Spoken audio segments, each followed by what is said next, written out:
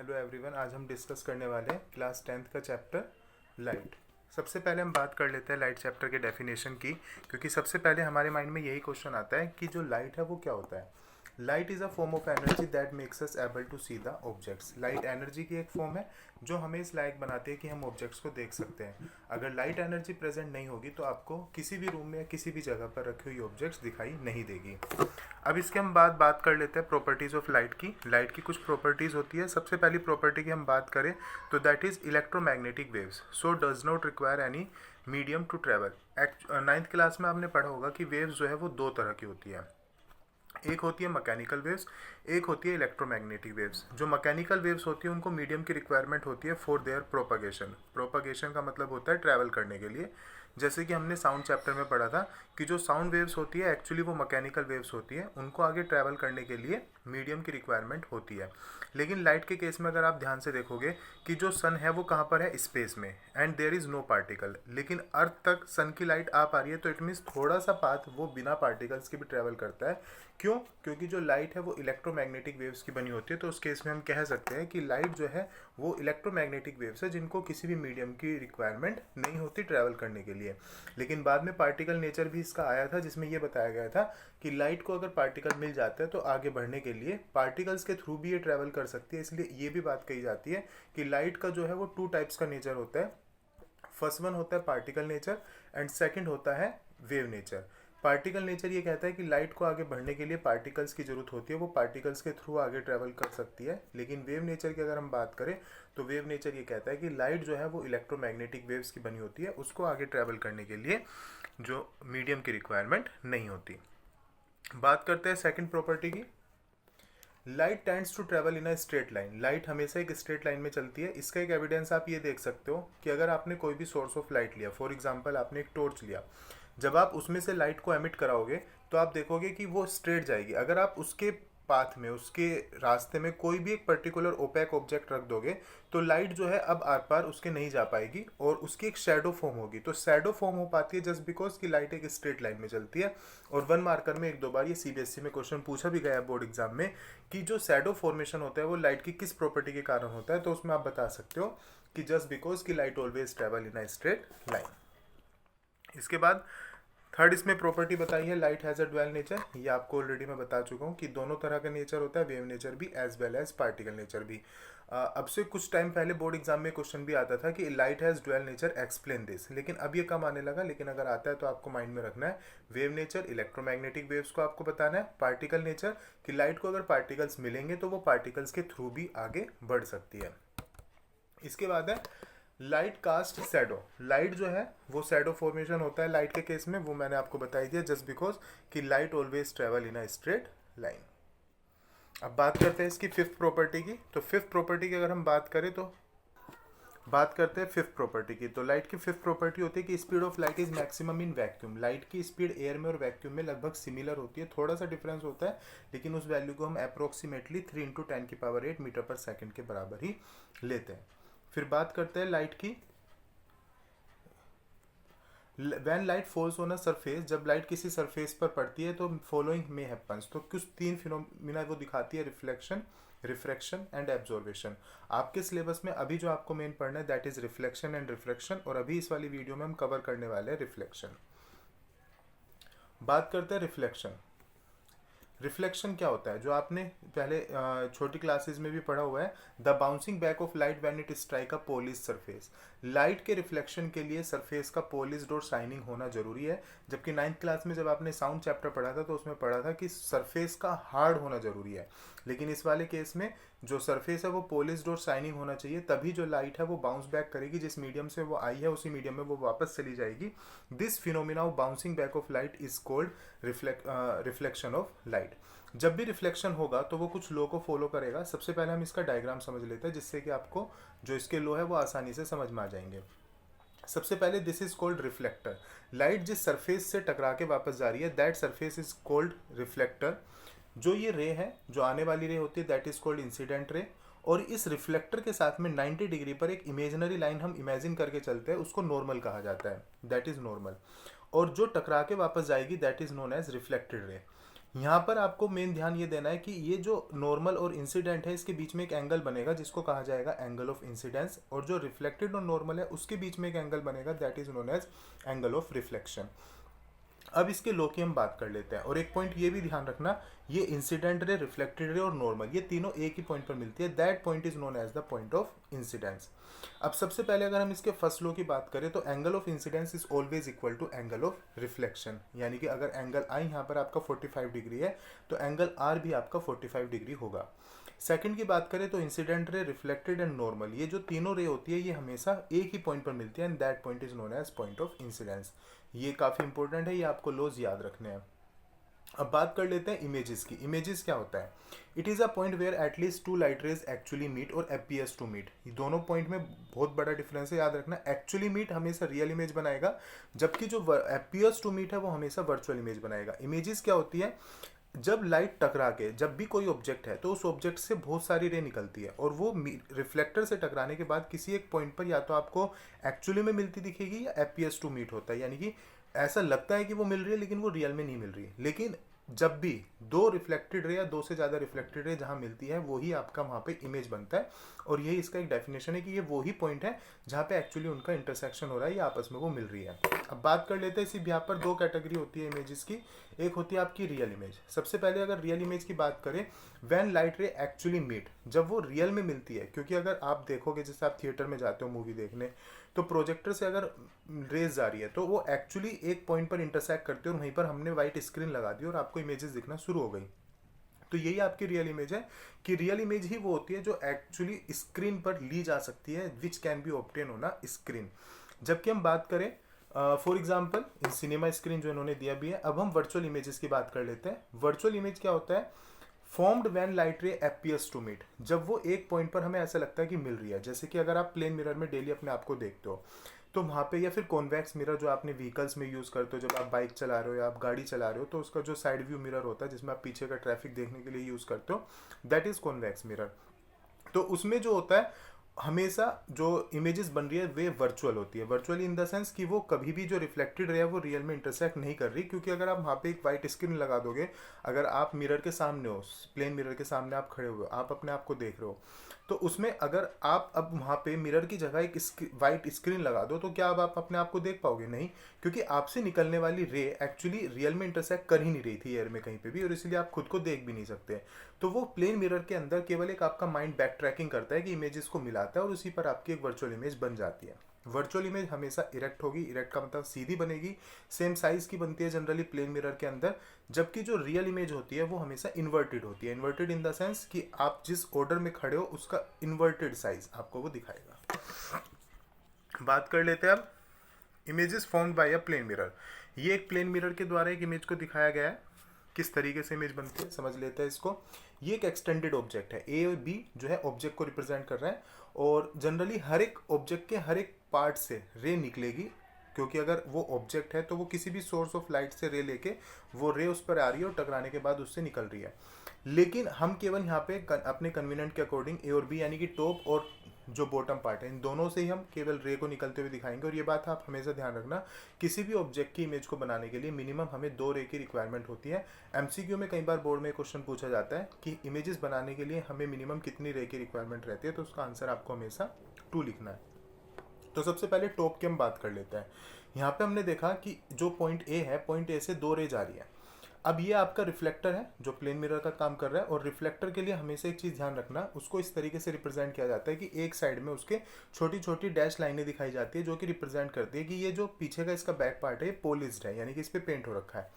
क्योंकि अगर उस पर पेंट नहीं होगा तो वो ग्लास बन जाएगा, वो रिफ्लेक्शन करेगा, जो आप आगे कंसेप्ट में पढ़ोगे।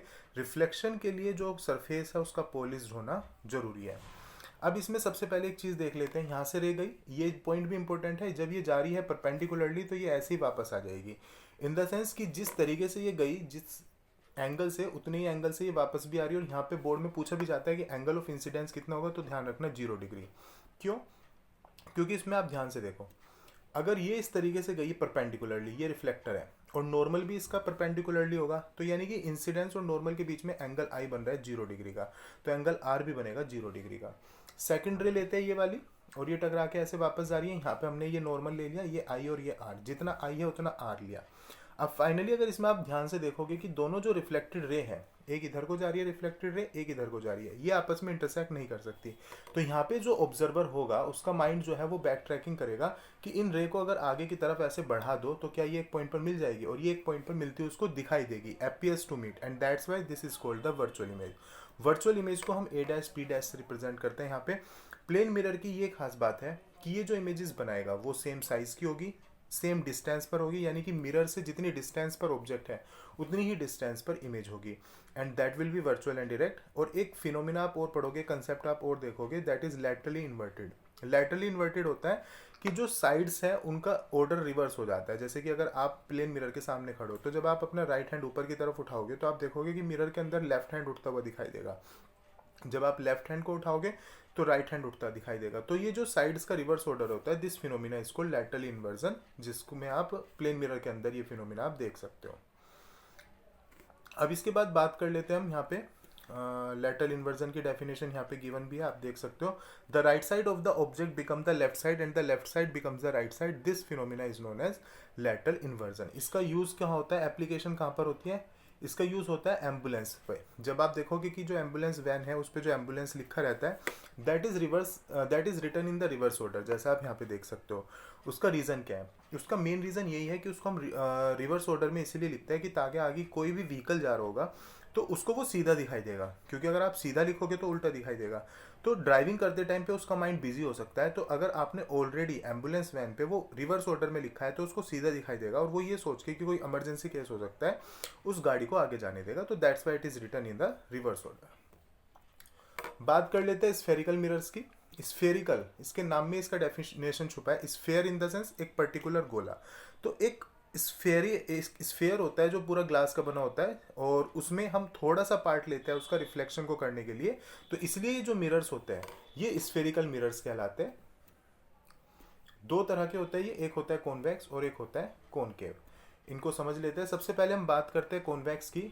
कॉन्वेक्स मिरर में अंदर की तरफ पेंट होगा और बाहर की तरफ रिफ्लेक्शन होता है, यानी कि इसका जो बल्जिंग आउट एरिया होता है, बाहर की तरफ जो निकला हिस्सा होता है, वो यूज किया जाता है एज अ रिफ्लेक्टिंग सरफेस। ऐसे मिरर कहलाते हैं कॉन्वेक्स मिरर। इसको आप किसी भी तरीके से बना सकते हो, मेन चीज़ ये है कि आपको अंदर की तरफ पेंट दिखाना है और बाहर वाला part as a reflecting surface आपको यूज करना है। इसी का उल्टा होता है आपका कॉनकेव मिरर। जो कॉनकेव मिरर है, कॉनकेव मिरर में बाहर की तरफ जो होता है वो हमेशा पेंट होगा और अंदर वाला जो पार्ट होता है वो एज अ रिफ्लेक्टिंग सरफेस काम करेगा। अब इसमें मेन चीज़ जो बोर्ड एग्जाम में सबसे ज़्यादा पूछी जाती है, सबसे पहले आपको एक चीज़ यहाँ पर ये ध्यान रखनी है कि जो आपका कॉन्वेक्स मिरर होता है वो डाइवर्जिंग मिरर भी कहलाता है। डाइवर्जिंग क्यों, क्योंकि जितनी भी रे आएंगी वो इससे टकराने के बाद रैंडमली डायरेक्शन में डाइवर्ज हो जाएगी, फैल जाएगी। तो इसका जो है, अगर आप इन रे को इस तरह आगे की तरफ मिला दो तो वो आपको एक पॉइंट पर मिलती हुई दिखाई देगी, अपीयर्स टू मीट, क्योंकि वो इधर की तरफ तो डाइवर्स हो रही है। तो इसका जो फोकस होता है, वो पॉइंट जहाँ पे सारी की सारी रे मिल जाती है, वो प्रिंसिपल फोकस कहलाता है। और उसका जो फोकस होगा कॉन्वेक्स मिरर का, वो हमेशा वर्चुअल होगा, क्योंकि रियल में तो ये रे इंटरसेक्ट कर ही नहीं रही। वहीं पर अगर हम कॉनकेव मिरर की बात करते हैं तो कॉनकेव मिरर में से जितनी भी रे आएंगी पैरेलल, जितनी भी रे पैरेलल आती है वो रियल में एक पॉइंट पर इंटरसेक्ट करती है, और इसका जो फोकस होगा वो रियल फोकस कहलाएगा। तो बोर्ड एग्जाम में ये भी पूछा जाता है कि वो कौन सा मिरर है जिसका रियल फोकस होता है, या फिर ऐसे पूछ लेते हैं कि कॉनकेव मिरर का फोकस जो है वो रियल होगा या वर्चुअल। तो कॉनकेव का पूछ रहा है तो रियल होगा, और कॉन्वेक्स का पूछ रहा है तो वर्चुअल होगा। और एनसीईआरटी में ये दोनों डायग्राम आपको गिवन भी है, आप देख सकते हैं। बात कर लेते हैं नेक्स्ट कंसेप्ट की। अब यहाँ पर बात कर लेते हैं नेक्स्ट कंसेप्ट की। अगर इसमें हम ध्यान से देखें तो इसमें बताया गया है कि हमने एक कन्वर्जिंग मिरर लिया। Converging mirror in the sense हमने कॉनकेव मिरर लिया। अब इस कॉनकेव मिरर को, अगर ये वाला हमने पार्ट लिया, इसको हम पूरा कर दे तो ये एक स्फीयर बन जाएगा। इस स्फीयर का एक पॉइंट होगा, एक सेंटर पॉइंट, जिसको सेंटर ऑफ कर्वेचर भी कहा जाता है। ये चीज़ आपको ध्यान रखनी है। अब जो हमने मिरर लिया, जो हमने थोड़ा सा हिस्सा लिया है रिफ्लेक्शन को करने के लिए, उस मिरर का भी एक मिड पॉइंट होगा जिसको पी, कैपिटल पी से रिप्रेजेंट किया जाएगा, जिसको पोल कहा जाएगा। ये सेंटर और ये पोल से होती हुई एक सीधी लाइन जाएगी, हॉरिजॉन्टल लाइन, जिसको कहा जाएगा प्रिंसिपल एक्सिस। ये लिखा हुआ है यहाँ पर। और अभी मैंने आपको बताया था इसमें कि कॉनकेव मिरर में सारी की सारी रे एक पॉइंट पर इंटरसेक्ट करती है, वो पॉइंट कहलाता है प्रिंसिपल फोकस। तो उसको हम कैपिटल एफ से रिप्रेजेंट करेंगे। ये पॉइंट आपको बहुत ध्यान से रखना है अपने दिमाग में कि जो प्रिंसिपल फोकस है उसको हमेशा कैपिटल एफ से रिप्रेजेंट किया जाएगा, क्योंकि इसमें एक जगह स्मॉल एफ भी आएगा, वो फोकल लेंथ होगी। तो कभी भी इसमें कंफ्यूज नहीं होना, capital F always represent the principal focus. अब हमें पता है पोल और सेंटर तक की डिस्टेंस जो होती है वो रेडियस ऑफ कर्वेचर कहलाती है, जिसको कैपिटल आर से हम रिप्रेजेंट करते हैं। और पोल और ये जो फोकस पॉइंट है इसके बीच की डिस्टेंस स्मॉल एफ कहलाती है, जिसको हम फोकल लेंथ कहते हैं। और इन दोनों के बीच में एक रिलेशन भी होता है कि जो फोकल लेंथ है वो हमेशा रेडियस ऑफ कर्वेचर की हाफ होती है, तो focal length is always equal to half of radius of curvature. अब बात कर लेते हैं इसमें, बोर्ड एग्जाम में लास्ट ईयर के पेपर में ये भी पूछा गया था कि प्रिंसिपल फोकस की डेफिनेशन बताओ और सेंटर ऑफ कर्वेचर की, तो ये पॉइंट भी आपस में इम्पोर्टेंट, अपने में इम्पोर्टेंट है, ये भी आपको याद रखना है अगर लिखने आ जाए एग्जाम में। प्रिंसिपल एक्सिस क्या होता है बताई गई है इसकी definition, the line joining the pole and the centre of curvature, ये वो लाइन है जो पोल को और सेंटर ऑफ कर्वेचर को आपस में ज्वाइन कराती है। बात करें पोल की, पोल क्या होता है, the centre of spherical mirror, जो स्फेरिकल मिरर है उसका जो मिड पॉइंट होगा that is called pole. Aperture of the mirror क्या होता है, ये पॉइंट भी बहुत इंपॉर्टेंट है, ध्यान से देखिए। अगर ये मिरर है तो इसके एक एंड से दूसरे एंड तक की जो लीनियर डिस्टेंस है, ये वाली जो लेंथ है, इसको कहा जाता है aperture of the mirror. Centre of curvature आसान है, the centre of the hollow glass spherical mirror is known as centre of curvature. Radius of curvature क्या है, that is the distance between the pole and the centre of curvature. Principal focus क्या है, that is point on the principal axis where all the parallel rays appears to meet and actually meet, क्योंकि appears to meet होगा convex mirror में जो कि diverging mirror है, and actually meet होगा आपका कॉनकेव मिरर में जो कि कन्वर्जिंग मिरर है। और फोकल लेंथ क्या होती है, focal length that is a distance between the pole and the focus. और यहाँ पे एक चीज़ ध्यान देने वाली बात है कि ज़्यादातर जितने भी यहाँ पे मेजरमेंट्स लिए जा रहे हैं वो पोल से ही मेजर किए जाते हैं। अब बात कर लेते हैं इस फॉर्मूला की, जो ऑलरेडी आपको मैं बता चुका हूँ कि जो फोकल लेंथ है that is always equal to the half of radius of curvature. अब मेन चीज आ जाती है इसमें रे डायग्राम। रे डायग्राम इसमें सबसे मेन कंसेप्ट है, यही अगर आप तैयार कर लेते हो तो बोर्ड एग्जाम में न्यूमेरिकल्स हो या रे डायग्राम हो यही बनते हैं, यही पर्टिकुलर एक मेन कंसेप्ट है इसका। जहाँ अगर रे डायग्राम आपको आता है तो इट मीन्स इस चैप्टर से आया हुआ हर क्वेश्चन आप बोर्ड एग्जाम हो या आपके होम एग्जाम हो आप अटैम्प्ट आसानी से कर सकते हो। सबसे पहले इसमें बात कर लेते हैं हम रूल्स की। पहले आपको ये रूल्स पता होंगे तभी आप इमेज फॉर्मेशन कर पाओगे। तो सबसे पहला रूल होता है इसमें है रूल्स फॉर मेकिंग द रे diagram by the concave mirror, कि अगर आपको कॉनकेव मिरर से सबसे पहले हम कॉनकेव मिरर की बात करेंगे। चार रूल होते हैं कॉनकेव मिरर के भी, 4 रूल्स है इसमें, और कॉन्वेक्स के भी, और फिर आप उससे कोई भी 4 रूल में से आप 2 रूल लगाते हो इमेज की फॉर्मेशन करने के लिए। सबसे पहला रूल है इसमें a ray parallel to the principal axis will always pass through the 1 second। बात कर लेते हैं हम सबसे पहले रूल की। इसमें बताया गया है a ray parallel to the principal axis will pass through the principal focus after reflection. ये प्रिंसिपल एक्सिस है आपका, ये आपका कॉनकेव मिरर है। इसमें ध्यान से देखिए, ये हमने रे ली, ये रे आ रही है पैरेलल प्रिंसिपल एक्सिस के। तो मेन ध्यान देने वाली बात ये है कि जब ये कॉनकेव मिरर से यहाँ से टकराएगी तो टकराने के बाद ये किस पॉइंट से होती हुई जाएगी, तो रूल ये कहता है कि ये फोकस से होती हुई जाएगी, ये आपको माइंड में रखना है। और ये आपको ये जो सेंटर वाली जो सेंटर ऑफ कर्वेचर से इन्होंने परपेंडिकुलर डाला है, हमेशा ध्यान रखना कि कॉनकेव मिरर पे अगर आपको परपेंडिकुलर डालना है तो वो आप सेंटर ऑफ कर्वेचर से डालोगे। तो ये वैसे पॉइंट अगर यहाँ पे आप ये सेंटर ऑफ कर्वेचर से जो रिफ्लेक्ट ये नॉर्मल दिखाया गया है, ये परपेंडिकुलर लाइन दिखाई गई है, ये अगर आप नहीं भी करते, नहीं भी शो करते तो that is not a big task. अब सेकंड पॉइंट की बात कर लेते हैं, the ray passing through the principal focus always emerges parallel to principal axis. इसी का उल्टा है ये, ध्यान से देखिए। अगर ये आपका कॉनकेव मिरर है, यहाँ पे दिखाया, ये रे आ रही है इंसिडेंट रे जो फोकस से होती हुई आ रही है, तो ये मिरर से टकराने के बाद ऐसे पैरेलल होती हुई जाएगी प्रिंसिपल एक्सिस के। ये आपका दूसरा रूल है। बात कर लेते हैं इसमें तीसरे रूल की, जो कि काफ़ी मेन है। अगर ये गलत दिखाया गया है इसमें, यहाँ पे आपको F की जगह C लेना है, ये पॉइंट आप हटा दीजिए यहाँ से, ये F नहीं ये C है। अगर कोई भी रेस सेंटर ऑफ कर्वेचर से पास होगी तो मिरर से टकराने के बाद वो वापस सेम पाथ से लौट जाएगी। तो ये मेन रूल है आपका कि सेंटर ऑफ कर्वेचर से आ रही है तो सेंटर ऑफ कर्वेचर से ही वापस जाएगी। फोर्थ रूल इसमें बताया इन्होंने कि अगर ये आपका कॉनकेव मिरर है और यहाँ पे ये पोल है आपका, तो अगर कोई भी रे यहाँ पे आ रही है जो कि एंगल आई बना रही है, जितना एंगल आई होगा उतना एंगल आर बनाते हुए वो चली जाएगी। तो ये 4 रूल आपको दिमाग में रखने हैं और इसके थ्रू आप इमेज फॉर्मेशन कर सकते हो। पहले इमेज फॉर्मेशन की हम बात करें तो पहला है रे diagram for the image form by the concave mirror, जिसमें हम ऑब्जेक्ट को 6 पोजीशन पे दिखाएंगे।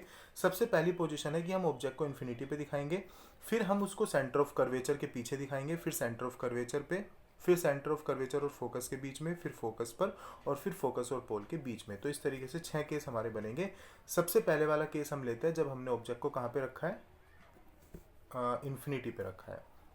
इन्फिनिटी से आती हुई पैरेलल रे दिखाई जाती है।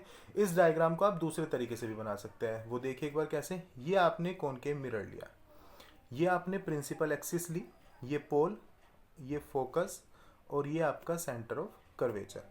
अब आपने एक रे ले ली ऊपर और एक रे ले लिया आपने नीचे। अब रूल ये कहता है कि कोई भी रे अगर प्रिंसिपल एक्सिस के पैरेलल आ रही है तो वो मिरर से टकराने के बाद फोकस से होती हुई जाएगी, और यही रूल आपने यहाँ लगा दिया, सेम रूल।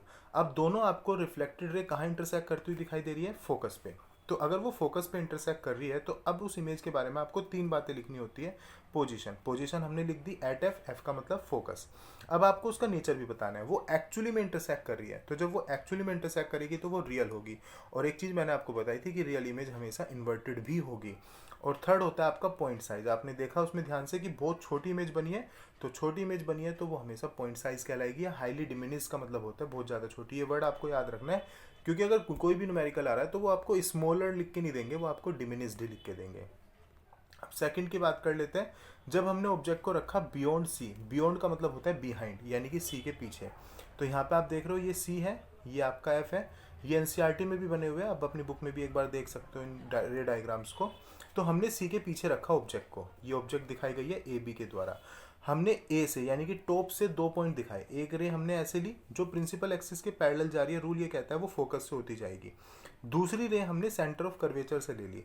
जब सेंटर ऑफ कर्वेचर से ली तो रूल ये कहता है कि वो सेंटर ऑफ कर्वेचर से वापस लौट जाएगी। अब आप ध्यान से देखिए, ये रिफ्लेक्टेड रे और ये रिफ्लेक्टेड रे दोनों आपस में इंटरसेक्ट नहीं करेगी, इनके बीच में गैप बढ़ता जाएगा। 1 सेकेंड, इसमें आप ध्यान से देखिए, ये जो आपका ये वाली रे है और ये वाली, ये दोनों आपस में रिफ्लेक्टेड रे यहाँ इंटरसेक्ट कर रही है। तो यहाँ ये इंटरसेक्ट कर रही है सी के और एफ के बीच में। तो जो आपकी इमेज बनेगी इसमें उस ऑब्जेक्ट की, वो सी और एफ के बीच में बनेगी, and that will be real. तो इसमें भी अगर हम पोजीशन की बात करें तो सी के और एफ के बीच में बनी है, नेचर इसमें रियल एंड इन्वर्टेड है, साइज इसमें डिमिनिश्ड है। ये काफ़ी इंपॉर्टेंट रे डायग्राम है। ज़्यादातर जो बोर्ड एग्जाम में पूछा जाता है ये वाला रे डायग्राम पूछा जाता है।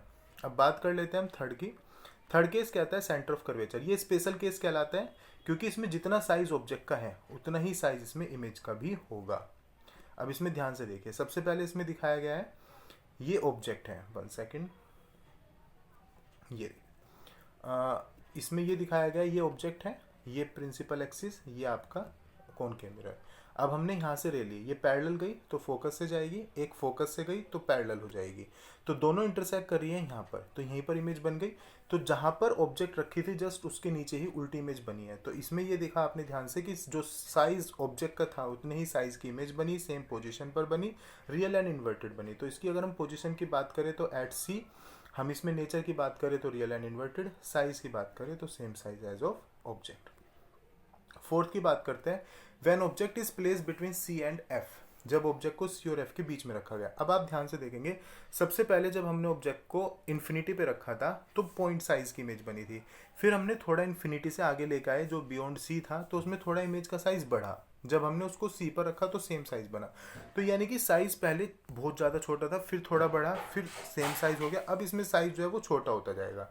तो अब इसमें ध्यान से देखिए कि सी के और एफ के बीच में हमने यहाँ पे ऑब्जेक्ट को रखा, हमने एक रे ली इस तरीके से सेंटर ऑफ कर्वेचर की डायरेक्शन में, तो वो वापस इसी रास्ते से लौट जाएगी। एक रे हमने पैरेलल ली है एक्सिस के, तो वो फोकस से होती जाएगी, दोनों रे इंटरसेक्ट करेगी सी के पीछे। तो ये आपको अगर ध्यान से आप इसमें दिमाग लगा पा रहे हैं तो आप सोचेंगे कि जब सी के पीछे रखी थी तो सी और एफ के बीच में बनी थी इमेज, जब सी और एफ के बीच में हमने ऑब्जेक्ट रखे तो इमेज सी के पीछे बनी है, दोनों एक दूसरे के रिवर्स है। तो इसमें अगर हम साइज की बात करते हैं तो सबसे पहले साइज इसमें एनलार्ज्ड होगा, इसमें आप देखेंगे ध्यान से बड़ी बनेगी, पोजीशन सी के पीछे, और इसमें नेचर होगा रियल एंड इन्वर्टेड। ये भी बोर्ड एग्जाम में बहुत ज़्यादा पूछा जाता है, तो ये आपको अपने माइंड में रखना है। अब इसमें बात कर लेते हैं हम फिफ्थ केस की, when object is placed at F, जब ऑब्जेक्ट को एफ पे रखा गया। एफ पर जब रखा जाएगा तो एक रे ली हमने सेंटर ऑफ कर्वेचर की डायरेक्शन में, मिरर से टकराने के बाद वो सेंटर ऑफ कर्वेचर से वापस लौट जाएगी। दूसरी हमने रे ली है प्रिंसिपल एक्सिस के पैरेलल, वो मिरर से टकराने के बाद फोकस से होती जाएगी। तो दोनों रे जो जा रही है वो एक दूसरे के पैरेलल जा रही है, और ये माना जाता है कि पैरेलल रेज कहाँ इंटरसेक्ट करती है, इन्फिनिटी पर। और इन्फिनिटी पर जो इमेज बनेगी वो हाईली एनलार्ज बनेगी, बहुत ज़्यादा बड़ी बनेगी। तो साइज हो जाएगा highly enlarge, real and inverted, और बन कहाँ पे रही है, एट इन्फिनिटी। बात करते हैं इसके लास्ट वाले केस की, when object is between P and F, जब ऑब्जेक्ट को एफ और पी के बीच में रखा जाएगा। ये भी बहुत आता है एग्जाम में, क्योंकि यही एक ऐसा केस है जिसमें जो इमेज बन रही है वो वर्चुअल बन रही है। अदरवाइज कॉनकेव के 6 केसेस में 5 में हमेशा रियल बनती है और एक इस वाले केस में इंडिविजुअली वर्चुअल बनती है। तो इसमें आप ध्यान से देखोगे ऑब्जेक्ट को दिखाया गया है ए बी से। अब यहाँ पे एक रह गई है पैरेलल, फोकस से जाएगी, एक सेंटर ऑफ कर्वेचर की डायरेक्शन में गई वापस। अब यहाँ पे इन दोनों रे के बीच में जो है गैप बढ़ता जाएगा, लेकिन हमारा माइंड यहाँ पे बैक ट्रैकिंग करेगा कि अगर ये यहाँ पे इंटरसेक्ट नहीं कर सकती तो इनको अगर आगे की तरफ बढ़ा दे तो ये यहाँ इंटरसेक्ट करती दिखाई देगी मिरर के पीछे। तो ये मिरर के पीछे इंटरसेक्ट करेगी, जिसको एक वर्चुअल इमेज बन जाएगी, क्योंकि प्रिंसिपल एक्सिस के ऊपर जब भी इमेज बनेगी वो हमेशा वर्चुअल बनेगी। तो यहाँ पे अगर हम पोजीशन की बात करें तो behind the mirror, virtual and direct and enlarged. अब यहाँ पे हम बात कर लेते हैं इसमें uses of concave mirror. Concave mirror के यूज क्या होते हैं? एक तो ये टॉर्च में यूज किया जाता है, क्योंकि जो टॉर्च में जब आप यूज करते हो तो बल्ब को एक्चुअली आप फोकस पे रखते हो, और उसकी जो टॉर्च के अंदर आपने देखा होगा एक सिल्वर्ड कलर का जो पॉलिश रहता है, that behaves like a mirror, और उस टाइम पे वो कॉनकेव मिरर की तरह काम करता है। तो जब बल्ब से जितना भी लाइट एमिट होगा अगर वो फोकस पे रखा है तो आपको पता है कि वो मिरर से टकराएगा, और मिरर से टकराने के बाद सारी रे कैसे जाएंगी? पैरेलल जाएंगी। पैरेलल जाएंगी तो टॉर्च से जो लाइट का आउटपुट निकलेगा वो इस तरीके से निकलेगा कि all the beams are parallel, और पैरेलल रेज बहुत दूर तक जा सकती है। हमने देखा था कि parallel raise actually meets at infinity, या तो इन्फिनिटी तक वो जा पा रही है, और टॉर्च का हमारा मेन पर्पस ये रहता है कि हमें दूर तक का देखना होता है। सेकंड की बात कर लेते हैं इसमें, concave mirror use by the dentist. Dentist भी इनको यूज करते हैं। कई बार आपने देखा होगा कि डेंटिस्ट के हाथ में एक डिवाइस होता है, जब कभी आपके दांतों में सेंसिटिविटी हो जाती है तो एक डिवाइस, एक स्पून टाइप डिवाइस होता है जिसमें वो आपके माउथ के अंदर एंटर करा के उसमें आगे की तरफ एक कॉनकेव मिरर लगा होता है। कॉनकेव मिरर में इसमें ये वाला केस यूज होता है जो आपने लास्ट केस पढ़ा, जिसमें जो इमेज बन रही थी वो वर्चुअल बन रही थी। तो डेंटिस्ट को वो जो आपका टीथ है उसका साइज थोड़ा बड़ा दिखाई देगा, और एक्चुअली कैविटी कहाँ पर है वो उसको पता चल जाएगी। तो उस वाले केस में जिसमें वर्चुअल इमेज बनी थी वो वाला केस यूज हुआ है। थर्ड की हम बात कर लेते हैं, concave mirror is used as a saving mirror. Saving mirror में हम यूज करते हैं उसको, क्योंकि जब हम सेविंग करते हैं या कोई हमने अपने फेस को देखना होता है तो उस टाइम पे मेकअप आर्टिस्ट जो होते हैं उस टाइम पे वो कॉनकेव मिरर को यूज करते हैं, क्योंकि उन्हें ऑब्जेक्ट का साइज थोड़ा बड़ा चाहिए जिससे कि वो फिनिशिंग ला सके। तो दैट्स वाई उस टाइम पे एक बड़ा इमेज चाहिए होने के कारण इसमें भी आप लास्ट वाला केस यूज करोगे, जब आप ऑब्जेक्ट को रखते हो इसमें फोकस और पोल के बीच में, तो उसमें इमेज जो बनती है वो बड़ी बनेगी। लास्ट इसमें केस बताया गया है कि that is also use in the solar furnaces. Solar furnaces कैसे? आपने देखा होगा कि जब सन इन्फिनिटी पर है, और इन्फिनिटी पे हमने पहले वाला केस ही पढ़ा था कि इन्फिनिटी से रेज जब भी आएंगी वो हमेशा पैरेलल आएंगी। ये पॉइंट आपको हमेशा अपने माइंड में रखना है। तो जब पैरेलल रेज आ रही है तो उस तरीके से उसको कॉनकेव मिरर को रखा जाता है कि वे सारी पैरेलल रेज एक पॉइंट पर इंटरसेक्ट करेगी और वो फर्नेस के अंदर जाके इंटरसेक्ट करती है, जिसकी वजह से सोलर फर्नेस के अंदर का टेम्परेचर बहुत हाई हो जाता है, और मेन पर्पस हमें हाई टेम्परेचर ही चाहिए होता है सोलर फर्नेस का। तो इसमें पहला केस यूज होता है जो हमने पढ़ा कि rays coming parallel and there intersect at focus. अब हम बात कर लेते हैं इसमें rules of image formation by convex mirror. Convex mirror की बात करें, कॉन्वेक्स मिरर जो कि आपका डाइवर्जिंग मिरर भी होता है। अब इसमें रे आ रही है अगर आपसे, इसमें आप ध्यान से देखिए, इसमें पहले बताया गया है। अब बात करते हैं पहला रूल जो है कॉन्वेक्स मिरर का। इसमें बताया गया a ray light parallel to the principal axis of convex mirror appears to diverge from the principal focus. अगर ये रे आ रही है आपकी प्रिंसिपल एक्सिस के पैरेलल तो ये डाइवर्जिंग मिरर है, ये डाइवर्स कराएगा, लेकिन वो डाइवर्ज इस तरीके से होगी कि अगर आप उसको आगे बढ़ा के देखो तो वो फोकस की डायरेक्शन में आपको जाती हुई दिखाई देगी।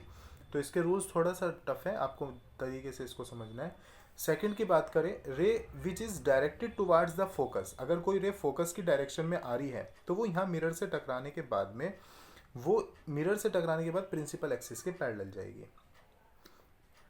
थर्ड रूल, अगर कोई सेंटर ऑफ कर्वेचर की डायरेक्शन में आ रही है सेम, तो वो यहाँ से टकराने के बाद यहीं से वापस लौट जाएगी।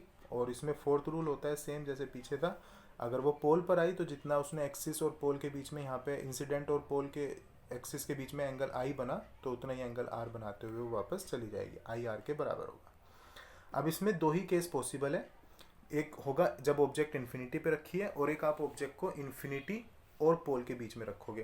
पहला केस है जब हमने इन्फिनिटी पे रखा, ध्यान से देखिए इसको। अगर हमने इन्फिनिटी पे रखा तो हमने दो रे ले ली, ये दिया, ये दोनों ऐसे डाइवर्ज हो जाएगी मिरर से टकराने के बाद। तो यहाँ पे तो इनके बीच में गैप बढ़ेगा, ये आपस में हमें इंटरसेक्ट करती दिखाई नहीं देगी, लेकिन हम इनको आगे की तरफ कहीं बढ़ा दें तो ये हमें यहाँ पे, क्योंकि हमने पढ़ा था कि जो डाइवर्ज होगी ये इस तरीके से होगी कि फोकस की डायरेक्शन में होगी, तो इनको अगर आगे बढ़ाएंगे तो ये फोकस पर मिलती हुई दिखाई देगी। तो इसलिए यहाँ पर जो इमेज बनेगी वो वर्चुअल बनेगी, क्योंकि जब एपीएस टू मीट होता है तो वो वर्चुअल कहलाता है। वर्चुअल हमेशा इरेक्ट होता, तो यहाँ पे इमेज बनेगी वर्चुअल एंड इरेक्ट, और बहुत पॉइंट साइज बनेगी। तो यहाँ पर अगर आप ध्यान से देखेंगे तो इसमें जो पोजीशन बताई गई है फोकस, वर्चुअल एंड डायरेक्ट और पॉइंट साइज। और एक बात आपको ये भी याद रखनी है कि कॉन्वेक्स मिरर हमेशा वर्चुअल इमेज बनाता है। जब कभी भी इसके ऊपर न्यूमेरिकल आएगा तो वो आपको कंफ्यूज करने के लिए ये कहेगा कि image is formed by convex mirror, वो आपको ये नहीं बताएगा कि that is virtual and real. And students ये सोचते रह जाते हैं कि इसने हमें नेचर नहीं बताया कि वर्चुअल या रियल, तो हमें कौन सी माननी है। तो ये कंसेप्ट आपको दिमाग में रखना है कि कॉन्वेक्स मिरर हमेशा वर्चुअल इमेज बनाता है, वो कभी भी रियल इमेज बना ही नहीं सकता। अब बात करते हैं इसमें सेकंड केस की। जब हमने ऑब्जेक्ट को रखा है इन्फिनिटी और पोल के बीच में, ये ऑब्जेक्ट है, एक रे पैरेलली वो मिरर से टकराने के बाद डाइवर्ज हो जाएगी, लेकिन फोकस की डायरेक्शन में, एक सेंटर ऑफ कर्वेचर की डायरेक्शन में ली, वो सेम पाथ से वापस लौट जाएगी। दोनों के बीच में गैप बढ़ेगा, सेम इनको आगे बढ़ाया तो ये एक पॉइंट पर मिलती हुई दिखाई देगी। ये इंटरसेक्ट हमें करती हुई दिखाई देगी यहाँ पे फोकस से पहले, यहाँ पे भी लेकिन छोटी इमेज बनेगी। तो आप ध्यान से देख सकते हैं। पोजीशन की बात करें तो between pole and focus, P represent pole, F represent focus, virtual and direct and diminished. और एक ये भी बात है कि वर्चुअल जो कॉन्वेक्स मिरर होगा वो हमेशा डाइवर्जिंग मिरर भी कहलाता है, और हमेशा वो डिमिनिश्ड यानी कि बहुत ज़्यादा छोटी इमेज बनाता है। इसलिए आप अगर गाड़ी के व्हीकल्स में देखते हो या आप बाइक चला रहे हो, उसका जो रियर व्यू मिरर है उसमें कॉन्वेक्स मिरर ही यूज़ किया जाता है। उसका मेन पर्पस यही है कि वो हमेशा छोटी इमेज बनाएगा, ताकि पीछे का जितना भी ट्रैफिक है उनकी एक छोटी इमेजेस बना के वो आपको बता देता है कि आपको कब किस तरीके से किस डायरेक्शन में टर्न लेना है, पीछे से कोई गाड़ी तो नहीं आ रही। अब इसमें यूजेस ऑफ कॉन्वेक्स मिरर, पहले यूज़ की बात करें तो जैसे अभी मैंने आपको बताया, it is use as a rear view mirror in vehicles because it is always from the diminished images. Second की बात करें तो they have a wider field of view. अगर आप ध्यान से देखोगे, अगर ये आपका कॉन्वेक्स मिरर है तो रे इस तरीके से और इस तरीके से जा रही है, तो ये ज़्यादा फील्ड कवर करता है, ज़्यादा एरिया आपको दिखा सकता है कि किस कंडीशन में है। इसमें है convex mirror are used in the blind turns and on point of the merging traffic to facilitate the vision of both side traffic, दोनों साइड का ट्रैफिक भी आपको दिखाता है। And that is also used in the shop as a security mirror, क्योंकि ये पूरा एक शॉप के अंदर जब ये लगाए जाते हैं तो ये कवर करता है एरिया, तो एज अ सिक्योरिटी मिरर भी ये यूज़ किया जाता है, बता देते हैं कि किस तरह की एक्टिविटी उस पर्टिकुलर शॉप के अंदर या शोरूम के अंदर चल रही है। मेन आता है अब इसमें साइन कन्वेंशन। ये आपका मोस्ट इंपॉर्टेंट टॉपिक है, इसको आपको समझना जरूरी है। बिना साइन कन्वेंशन के आप न्यूमेरिकल नहीं कर पाओगे। अब इसमें अगर मैथ्स में आपने ज्योमेट्री पढ़ी है और उसमें आपको पता है एक्स एक्सिस और वाई एक्सिस, तो आप इसका जो पोल है उस पोल को आप एज अ ओरिजिन ट्रीट करो। तो आपको पता है एक्स एक्सिस पे इधर वाला पोर्शन पॉजिटिव होता है, इधर वाला पोर्शन नेगेटिव, वाई एक्सिस पे ऊपर वाला पॉजिटिव, नीचे वाला नेगेटिव। तो इसमें जो हम बात करेंगे ऑब्जेक्ट की, यानी कि पोल से जहाँ पे ऑब्जेक्ट रखी है वहाँ तक की डिस्टेंस को स्मॉल यू से रिप्रेजेंट किया जाता है, और पोल से जहाँ पे इमेज बन रही है वहाँ तक की डिस्टेंस को वी से रिप्रेजेंट किया जाता है। सारे मेजरमेंट्स आपको पोल से लेने हैं। तो इसमें मेन चीज़ अब ये है ध्यान देने वाली बात कि अगर हम देखेंगे ऑब्जेक्ट तो हमेशा ही नेगेटिव वाली डायरेक्शन में रखी है एक्स एक्सिस पे, तो यू की वैल्यू हमेशा माइनस आएगी। वी की वैल्यू की बात करें तो अगर रियल इमेज बन रही है तो वो माइनस आएगी, क्योंकि वो इधर की तरफ बनेगी एक्स एक्सिस पर, और अगर वो वर्चुअल बन रही है तो इधर की तरफ बनती है एक्स एक्सिस पर, तो उसकी वैल्यू हमेशा पॉजिटिव रहेगी तब। तो अब यहाँ पे इन्होंने आपको ये बताया ऑब्जेक्ट डिस्टेंस जो u है that is always negative. Focal length अगर हम कॉनकेव मिरर की बात करें तो वो एक्स एक्सिस पे नेगेटिव वाली साइड में आती थी, यहाँ पे आता था इसका फोकल लेंथ, तो इसलिए वो हमेशा नेगेटिव ली जाएगी। कॉन्वेक्स मिरर की फोकल लेंथ पॉजिटिव ली जाएगी। और ये आपको याद रखना है, बहुत इंपॉर्टेंट टॉपिक है। इसको ऐसे भी आप याद रख सकते हो, कॉन्वेक्स में लास्ट में एक्स आता है, उन एक्स से ही आपका प्लस साइन बन सकता है, plus in the sense positive. तो कॉन्वेक्स की जो फोकल लेंथ है that is always positive, concave की फोकल लेंथ नेगेटिव, और ऑब्जेक्ट डिस्टेंस ऑलवेज नेगेटिव। बाकी के कंसेप्ट हम नेक्स्ट वीडियो में कवर करते हैं।